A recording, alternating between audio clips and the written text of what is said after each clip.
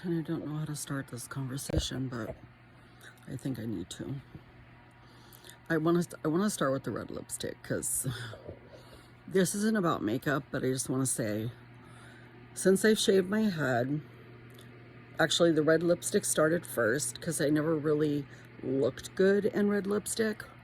And I always thought about fire engine red. I guess this is what it is, I don't know. But I just never could pull it out. I never could commit to putting it on my lips. It was like I wanted to. I seen other women wear it, and I just thought it was so beautiful, like a rose, you know.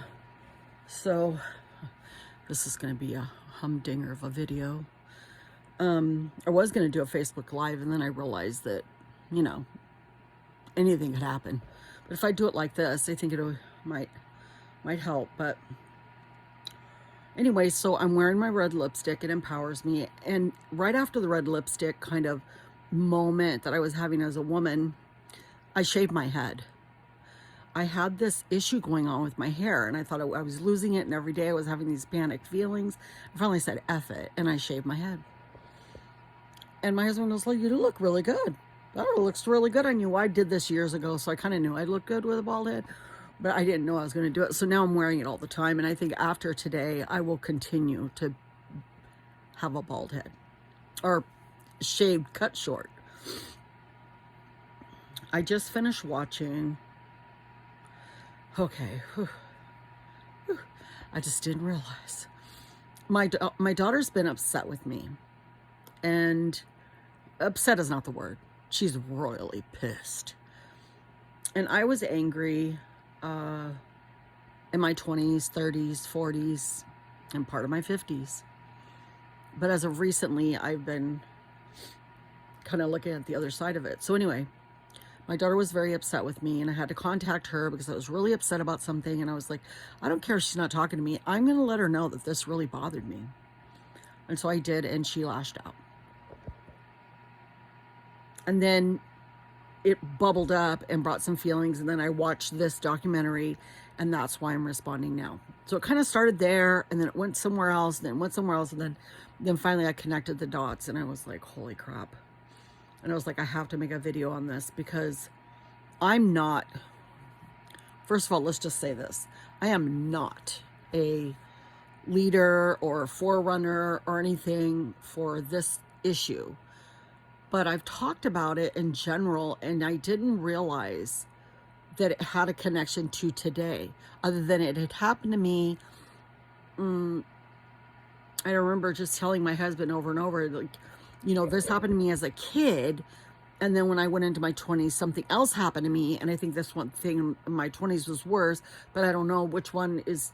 It just melded together. So today, or yesterday, I started watching, we need to talk about Bill Cosby. And I didn't really, it's so funny, when you're a victim, you tend to stay away from other people that'll stir the pot, because you're like, I don't want those feelings to come up, and I don't want to feel sad. And you felt sad for years, and you know, there's different moments, even laying next to my husband at night, or in a car, or you're looking at a tree, and it will come flooding through your mind, and you're just like, I'm never going to get over this. And when you were in it, you were surviving it. So I think I numbed it. So, and subsequently, you know, you try to avoid it happening to anybody else. So you tell everybody, you know, because you don't, you know, and subsequently it happens to them. And you're like, you know, I thought I did everything in my power not to. So anyway, watching the show, and as it's going, I'm starting to feel this thing. It's like a well, just, it's getting higher and higher, and I'm like, oh my God, oh my God. And it's paralleling, you know, it's like starting to parallel.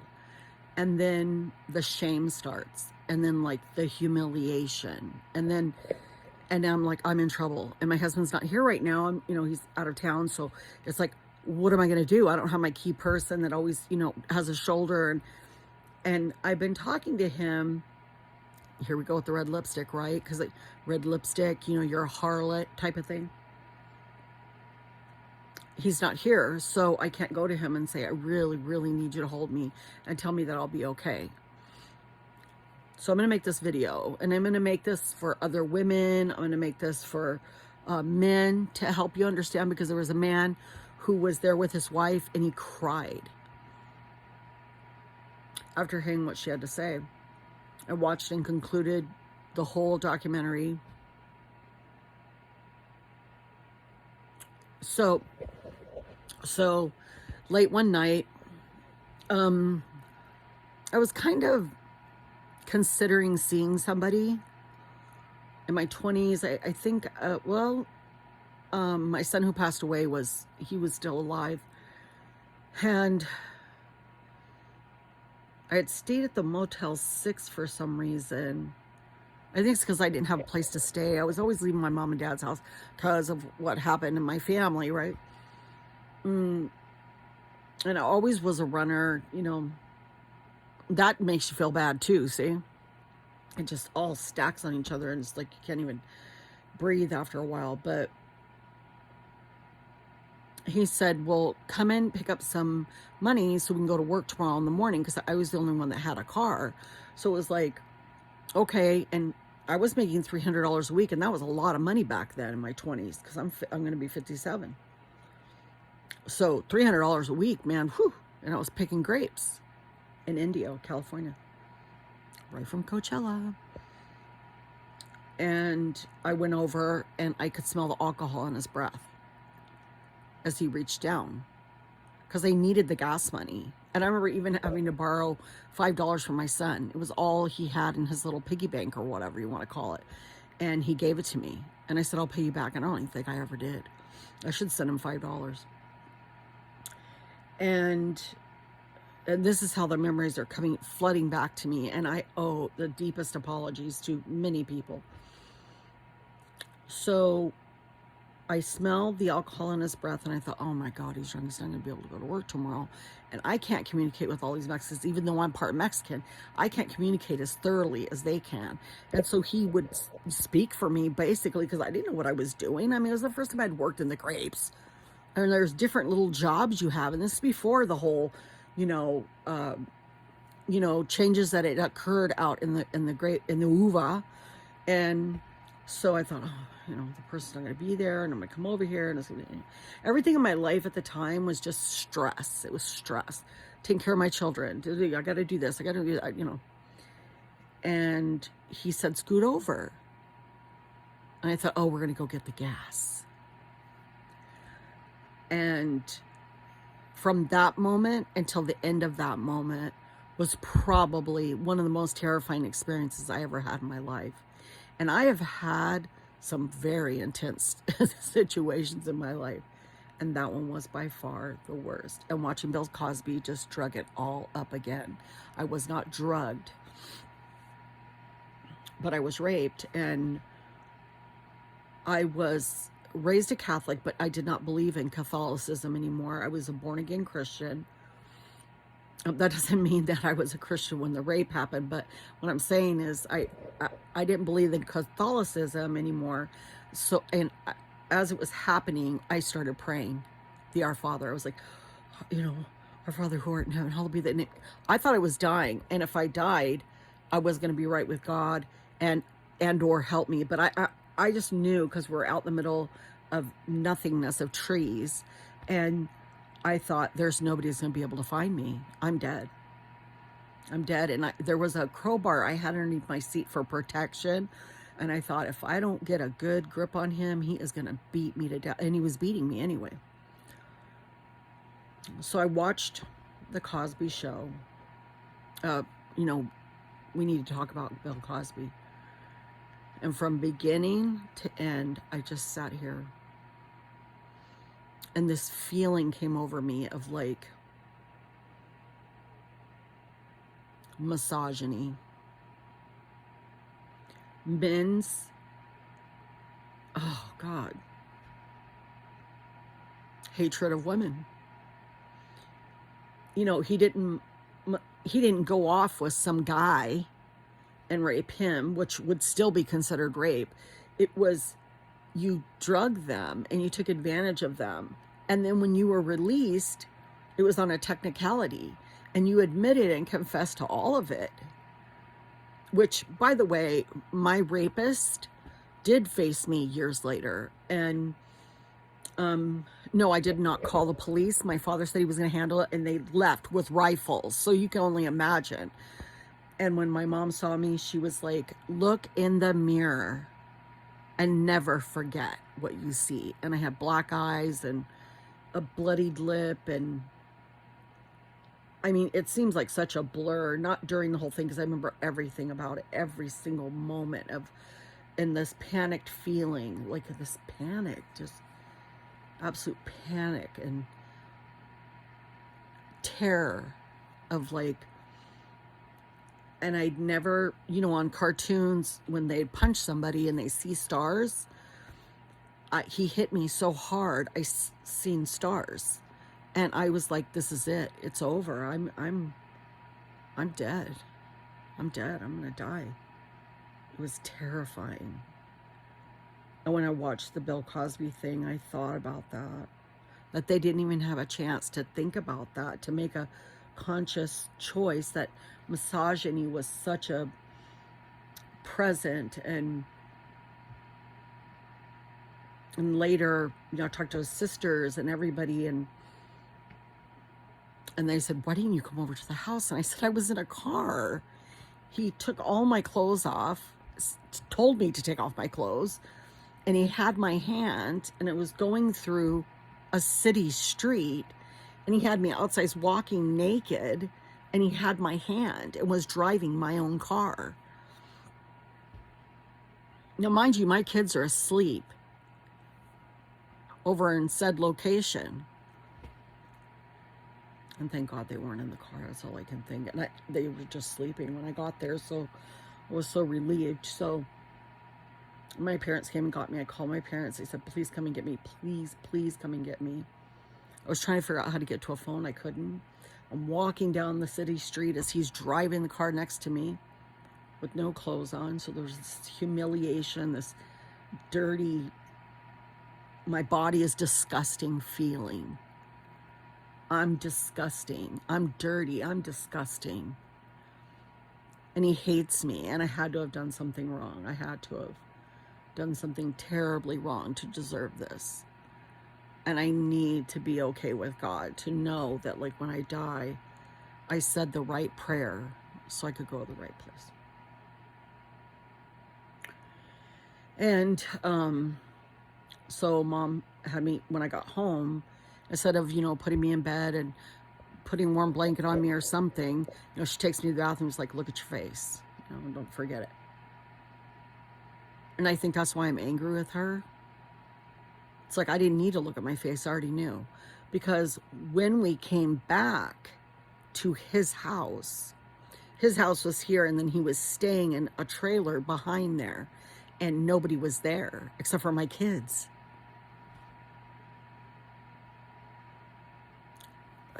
None of it even makes sense now. I don't even know why I would do that, but I'm glad I did it. Maybe God had something to do. I don't know. Higher purpose or something. And that's where it happened. But the stuff that happened before and after was worse than what happened. The physical, actual raping was painful, but it wasn't. I felt better because I was like, I'm not out in the trees. I'm not grabbing the crowbar. We're out of the car. He had me walking all over the place, and we went out to a back road, so I was back there. I mean, and there I'm in the car. I remember it was a warm night because in the desert, 120 degrees, you know, in the nighttime, it's not that cold, but I was freezing cold. And he took me down this road right next to his house, and I thought, oh my God, if I could just get there, maybe his sister, I can scream, they'll hear it. I mean, I don't know. I mean, I'm just trying to, in your head, you're trying to it's like a panicked feeling, a feeling of out of control, a feeling of humiliation and dirty, and everything's happening all at once. And I was trying to make decisions. Now I'm a pretty tight, tough girl. I mean, I'm all right, you know, like I can pretty much defend myself. With him, I couldn't do it. Oh, and the other thing was that he was going to leave on a train. And I was like, why? I didn't know what was going on. So things were happening that I didn't understand, like him going on a train, and he actually left right after that. And I think he was afraid of the police arresting him, and I wanted to call the police. But my mom took me in the bathroom and was like, look at your face, don't ever forget that. What do you mean, don't ever forget that? That's like the worst thing you could say. Instead of, you know, when my mom seen me, my dad actually flipped out. I kind of flipped out. He was like he lost his footing. My mom lost her footing. It was like, well, what the hell are you doing over here? And I was scared, so I ran over. I called my mom and dad, and I ran back. And he had left to go to work. And I was so physically hurt. When he got up, I think he realized what he had done, or knew. He said he didn't remember everything. I believe he did, just because of the way he acted the next day. And Dad and Mom got me. We got in the car. I put clothes on. Obviously, I put my clothes on. And it was, my body was sticky. And it hurt to walk. And I remember just walking out there. I think my mom drove my car or something, you know, obviously we had to get the car. But I remember my dad saying, you know, we're going to take care of this. And he got my brother and he said, let's go find this guy. They never did. And he left on a train. Probably more the bus.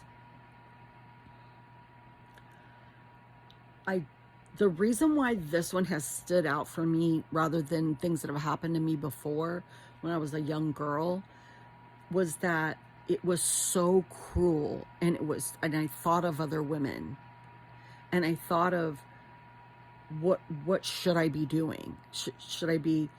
And he said to me, go to the bathroom. And I said, I don't need to go to the bathroom. Like, I don't need to go.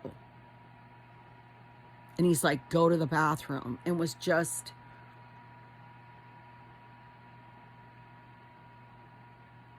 and watching this show, I didn't realize that all these steps that he took me through, all those steps I'm living out in my life in some weird way. Like, me shaving my head was like, I'm a woman still. Me wearing red lipstick, I'm a woman still.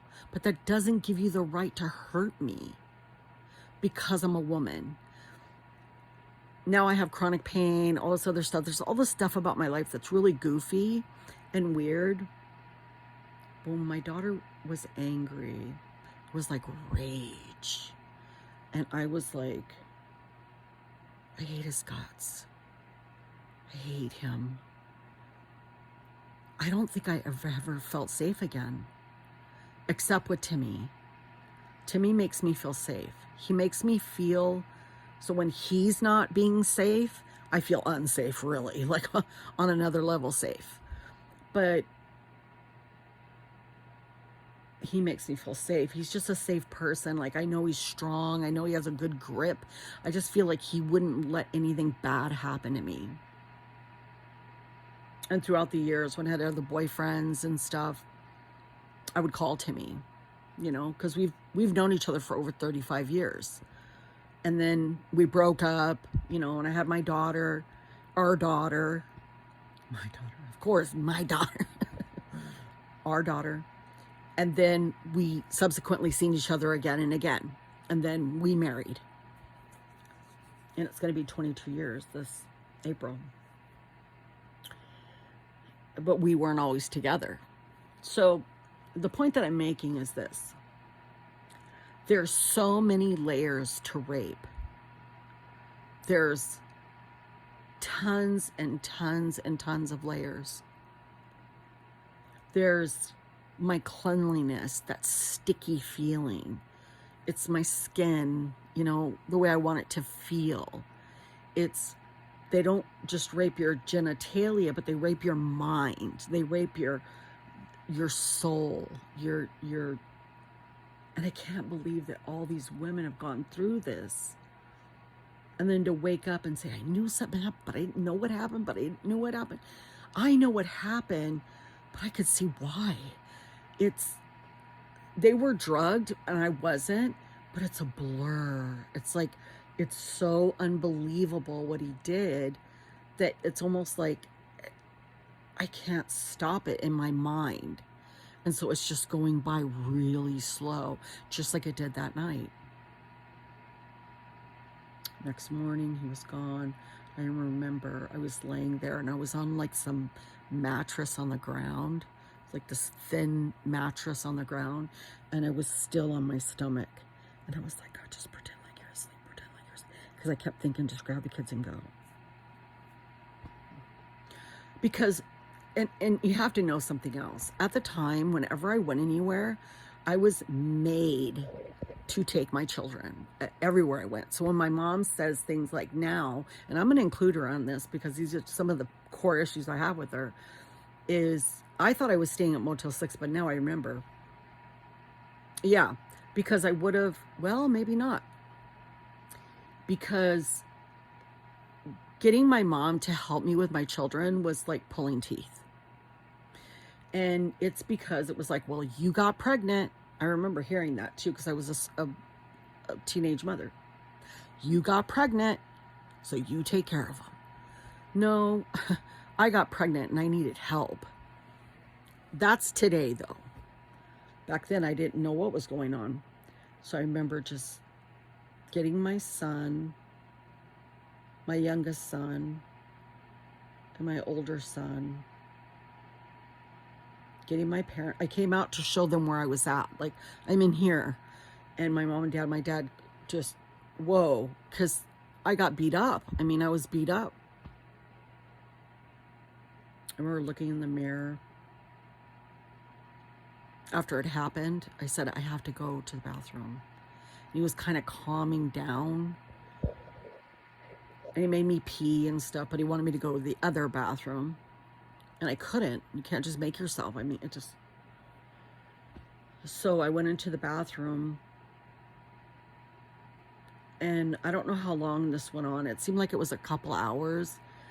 It wasn't like a full thing for a couple hours, but it was like a beating with it, you know? So I was like, you're going to do this, you're going to do that. I'm going to position you here, there, you know, it was just wild. And I remember thinking, my kids were thinking that. I remember thinking, how am I gonna defend I can't defend don't do it. And I was like, I can't see it on my eye. And I couldn't see, it was like sealed shut. And he hit me so hard.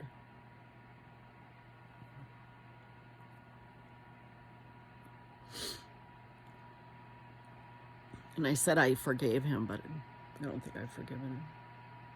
I don't think I have to.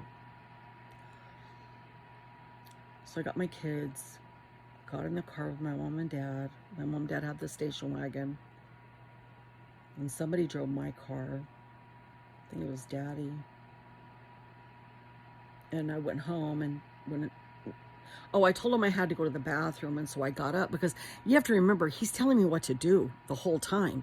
So it was like when I got back there, I was like, he's telling me what to do. So I was like, can I go to the bathroom? And he was like, at that point, you know, he's passing out. And I went into the bathroom and I looked in the mirror. And I remember thinking, pee, hurry up, pee. What if you get pregnant?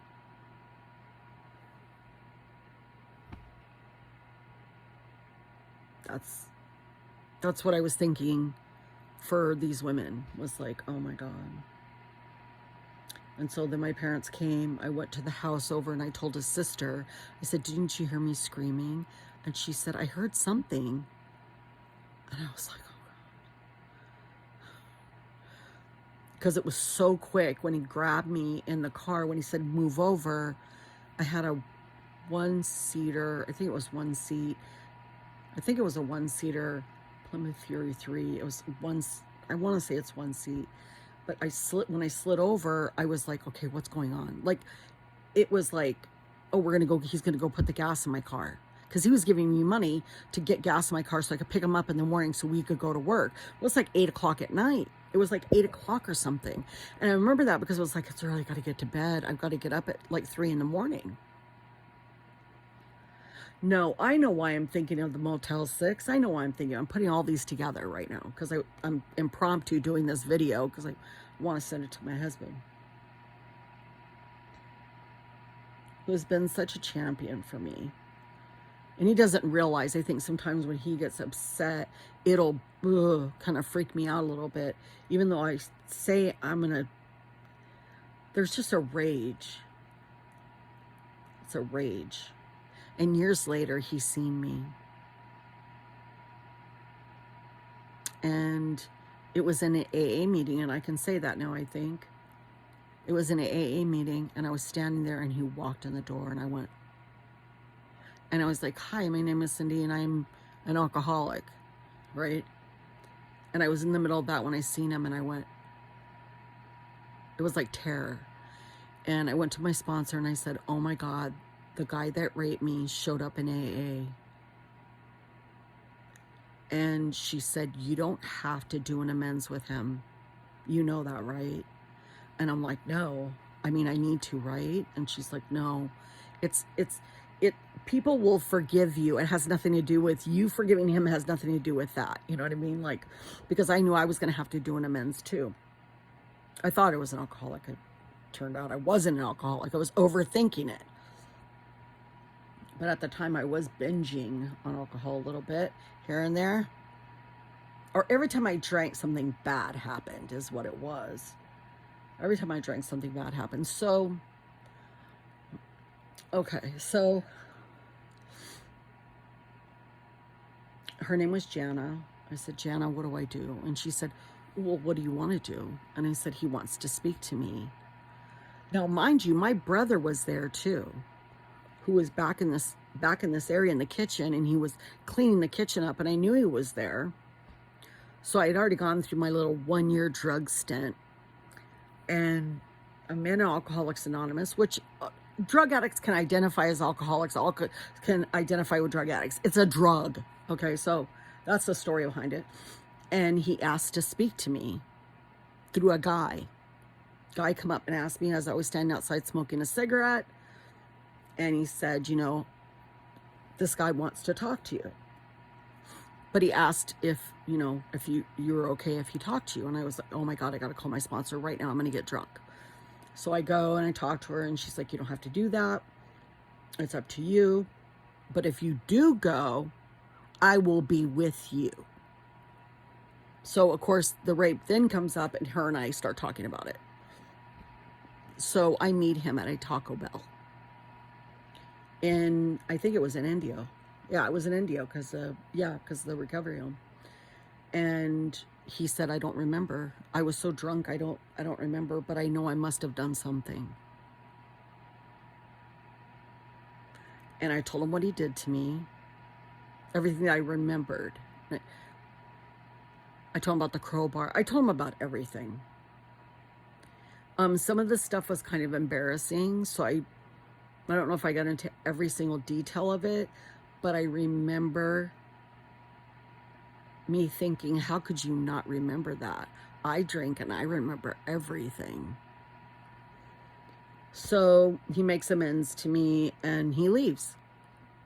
And she was sitting in a table right next to me, like right there where I could see her. And she goes, how do you feel? And I said, I don't know. And I've been numb ever since.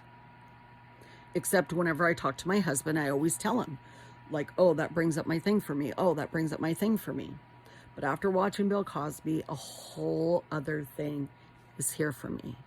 So I just bought $320 worth of makeup, if that tells you anything. It's like, I will be a girl and you won't take it from me. I don't have to have hair to be a girl. I am a girl. I'm so mad that men hurt women,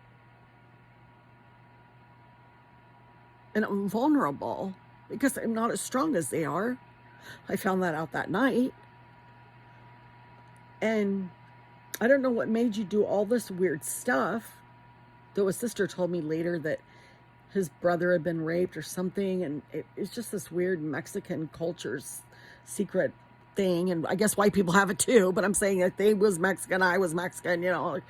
It's this big Mexican thing we don't tell in our families and like keep this secret. So instead of saying, my name is Cindy and I'm an alcoholic, or my name is Cindy and I have a bald head, or my name is Cindy and I'm starting to wear red lipstick because I can, because I want to, and my name is Cindy and I bought a bunch of makeup because I want to, because I want to put pink eyeshadow on because I want to be a girl, and I want you men to stop defining me, and not just the ones that hurt me, but all men. You should open our door, and you should say that we look pretty and not harm us. And then you misogynistic motherfuckers who hate us, I don't know why, and because we're pretty cool, it's misogyny at its very finest. I just didn't get it. Things weren't registering in my head. So it was a long video, and I'll talk more about it maybe later, but I'm like shaking right now. And like I said, I got some makeup because I want to start wearing eyeshadow, and I've been sick for a while now. It's been over 6 years, and I need to feel safe, and I need for my husband to hold me and say, if you need to cry, it's okay. I need to have eyebrows again because I want to. I'm not wearing makeup anymore because I think you need it, but I want to wear makeup because I'm a girl and I need it. But I can say my name is Cindy and I was raped. I was not drugged, but I was raped. And it was horrible. And if you want to share this, feel free. I don't care. There's nothing that can happen to me that would change the way I feel. But when all this was going on, I did not validate women. And I'm so ashamed of that. I'm not ashamed of being raped. Though it does bring back feelings of being very dirty and disgusting and humiliated and terrified. And I can't even imagine what God was thinking when I was praying that night. Maybe he saved my life. I don't know.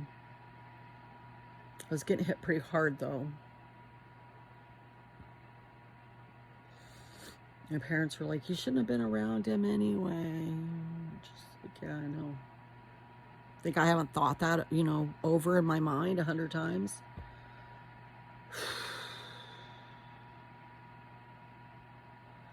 I wasn't a hater. I was just like, come on, ladies. Come on. What a fucking insensitive fool I am, and if something happened to other women, it happened to me too. That's why it's called the Me Too movement. When it happens to you, it happened to me too. That's what this video is about. I'm a woman. I know what that feels like. I know what it does to you. I know what it's like to be a girl. And when you're a guy, you know what it's like to be a guy. So you can say me too, as far as like knowing other men, and they work and they can't do this and they do that and this is that, Me Too movement. Me Too. I'm sorry. Me too. There you go. You can call the police. It's okay. They may not do anything about it, but you can. I'd help you. I'm wearing red lipstick. I'm wearing the scarlet letter. Damn right.